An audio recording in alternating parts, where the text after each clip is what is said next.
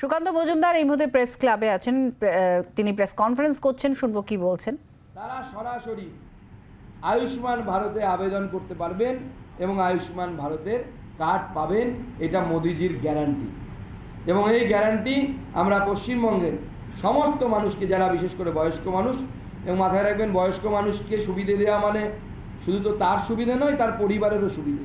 তিনি যদি 5 লাখ টাকার চিকিৎসা পান, তার ছেলেটি বা তার মেয়ে যে তার দেখাশোনা করেন, তারাও অনেকটা অর্থনৈতিকভাবে অনেক বেশি সচ্ছল হবে। তা আমরা এই গ্যারান্টি দিচ্ছি যে এইবার মোদিজির নেতৃত্বে যে তৃতীয়বার সরকার তৈরি হতে চলেছে নরেন্দ্র মোদীর নেতৃত্বে ভারতীয় জনতা পার্টির, সেই সরকার 70 বছরের বেশি বয়স্ক লোকেদেরকে আমরা এই বিমা অর্থাৎ আয়ুষ্মান ভারতের প্রকল্পের আওতায় আনব। আমরা যুবকদের জন্য আমরা স্টার্ট আপ থেকে শুরু করে ফিন্যান্সিংয়ের স্টার্ট আপের সাথে সংযুক্ত ফিন্যান্সিংয়ের উন্নতি, মুদ্রা লোনকে 10 লাখ থেকে বাড়িয়ে 20 লক্ষে নিয়ে যাওয়া থেকে শুরু করে ইনফ্রাস্ট্রাকচারে আরও বেশি ইনভেস্টমেন্ট, এবং তার সাথে সরকারি পরীক্ষায় এই যে দুর্নীতি, এই দুর্নীতিকে রোধ করার জন্য পেপার লিক সংক্রান্ত পেপার লিককে রোধ করার সংক্রান্ত কঠোর থেকে কঠোর আইন আনার প্রতিশ্রুতি আমরা আমাদের এই সংকল্পপত্রে দিয়েছি, যাতে এই পেপার লিকের রোগ থেকে আমরা আগামী যুব প্রজন্মকে, আগামী যুবকদেরকে, যুবতীদেরকে মুক্তি দিতে পারি। এছাড়াও উচ্চমানের ব্যবসার গ্লোবাল সেন্টার এবং ইনফ্রাস্ট্রাকচারে আমি আগেই বলেছি বিনিয়োগ করা হবে, যার মাধ্যমে পরিকাঠামোগত উন্নয়ন আরও বেশি হবে, এর ফলে জব ক্রিয়েশন আরও বেশি হবে। কৃষকদের জন্য আপনারা জানেন যে মাননীয় প্রধানমন্ত্রী প্রায় না 6,000 টাকা করে আমরা মাননীয় প্রধানমন্ত্রী এখানে প্রায় 50 লক্ষ কৃষক আমরা সেই কৃষক সম্মান নিধি দেওয়ার ব্যবস্থা করেছি। এবং এই বিগত 10 বছরে আমাদের সরকার 22টি ফসলে মিনিমাম সাপোর্ট প্রাইস এমএসপি, যাকে আমরা সংক্ষেপে বলি, তাতে আমরা বৃদ্ধি করেছি। আমরা সরকার এইবার এমন পরিকল্পনা করছে যাতে ডাল এবং তৈলবীজ এই দুটিতে আমরা পরনির্ভরশীল। আপনারা জানেন যেমন পাম অয়েলের জন্য আমাদের মালয়েশিয়া থেকে শুরু করে অন্যান্য দেশের উপর নির্ভর করতে হয়, এবং তার ফলে তারা যখন চান তখন এক্সপোর্ট কমিয়ে দেন, এবং তার ফলে আমাদের এখানে জনগণকে তেল বেশি দামে কিনে খেতে হয়।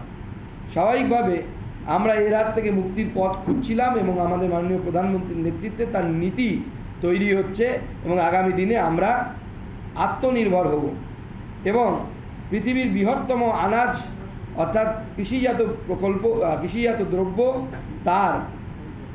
তাকে সংরক্ষণের ব্যবস্থা, কীটনাশক প্রয়োগ থেকে সয়েল হেলথ অর্থাৎ মাটির যে স্বাস্থ্য, সেই স্বাস্থ্য থেকে শুরু করে নতুন নতুন প্রযুক্তিকে ব্যবহার, সেই জিনিসগুলো আরও বেশি করে কৃষিক্ষেত্রে আমাদের মাননীয় প্রধানমন্ত্রীর নেতৃত্বে নতুন সরকার আগামী দিনে ইমপ্লিমেন্ট করবে।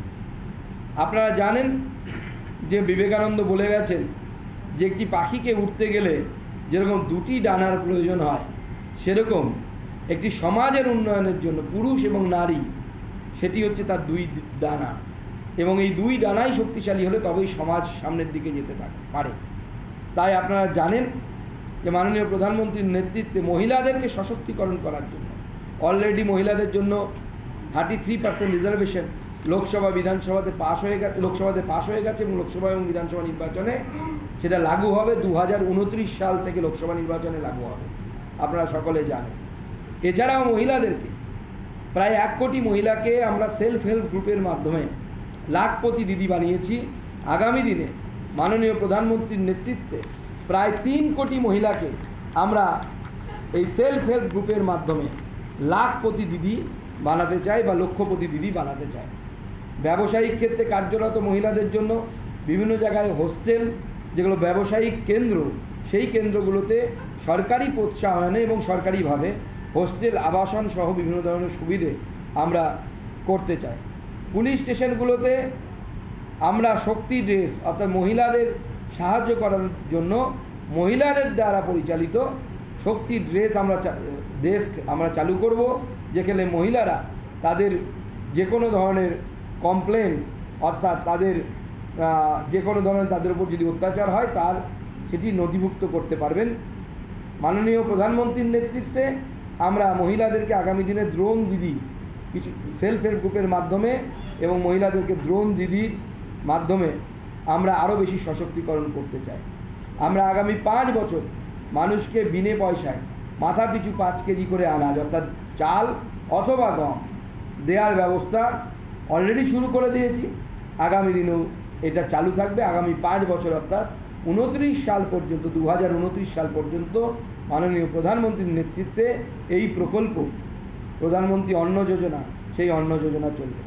আপনারা জানেন যে রেল থেকে শুরু করে সড়ক যোগাযোগের ক্ষেত্রে আমরা একটি বিরাট জায়গায় পরিবর্তন করতে পেরেছি। বাংলার আওয়াজ, বাঙালির আবেগ, জি 24 ঘন্টা।